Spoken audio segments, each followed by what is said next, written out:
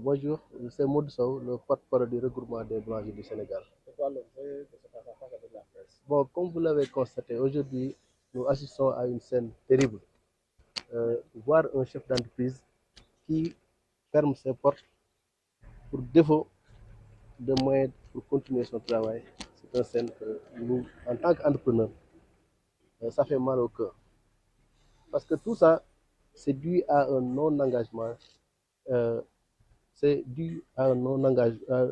L'État du Sénégal avait pris des engagements fermes. Euh, pour satisfaire, euh, pour satisfaire sa promesse électorale, avait donné rendez-vous aux Sénégalais qu'une fois au pouvoir, nous allons diminuer le prix du pain. Et il a diminué le prix du pain qui est passé de 175 à 150, sans l'aval des boulangers. Et normalement, cette diminution devait accompagner normalement avec la diminution du prix de la farine. Parce que le pain, c'est un produit homologué. Et au lieu de diminuer 7 000 francs comme prévu sur chaque sac de farine, l'État s'est retrouvé avec une diminution de 4 000 francs. Ce qui a entraîné une perte de 3 000 francs sur chaque sac de farine. Et cette situation aujourd'hui euh, nous a mis dans des conditions où plus de 120 boulangeries sont obligées de fermer leurs portes. Et ça a entraîné des milliers de pertes d'emplois. C'est pourquoi aujourd'hui, le président du regroupement des boulangers du Sénégal a pris l'engagement solennel de fermer les portes de sa boulangerie.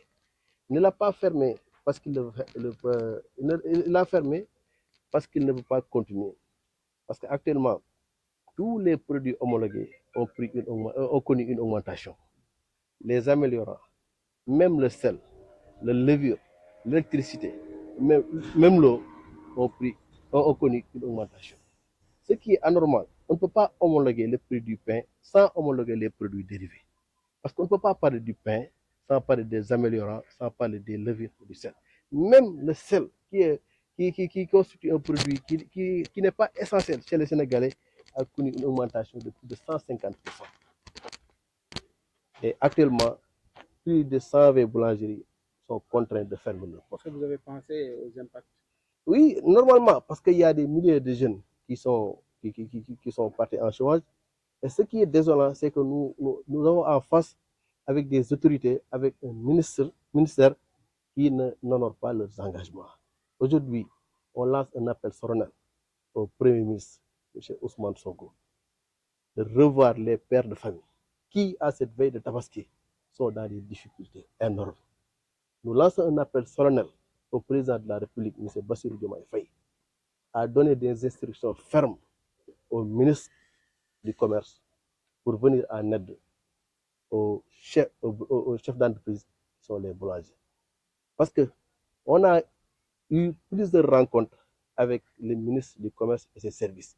Mais malheureusement, aucun engagement n'a été pris en compte. Et il y a un jeu de ping-pong. Il y a un jeu de ping-pong. Et nous, effectivement, tantôt, ce sont les services du commerce qui disent que le dossier est en cours. Et ce qui est écœurant, c'est qu'on nous promesse des financements. Mais quelqu'un qui ne parvient pas à satisfaire ses propres besoins, si tu le donnes 4 à 5 millions, tu l'as jeté dans la bourse parce qu'il ne va pas honorer ses engagements. On ne veut pas de financement. On veut une réglementation du secteur.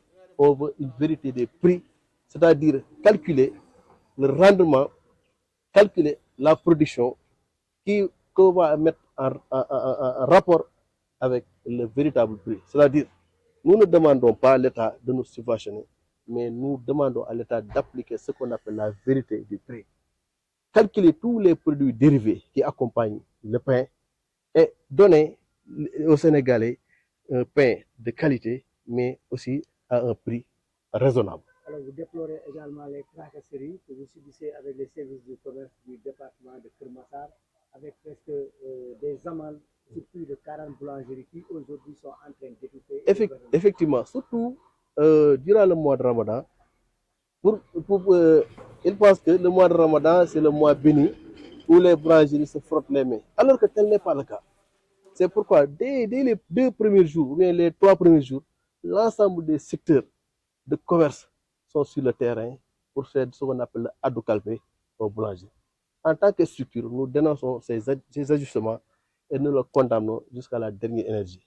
Nous, encore une fois, nous interpellons directement le président de la République, nous interpellons directement le chef du gouvernement, M. Ousmane Sonko, à revoir les chefs de service qui sont affectés dans les régions et départements.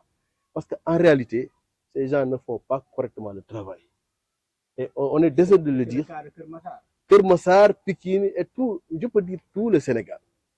Vous êtes de la presse, vous pouvez introser l'ensemble des chefs de boulangerie,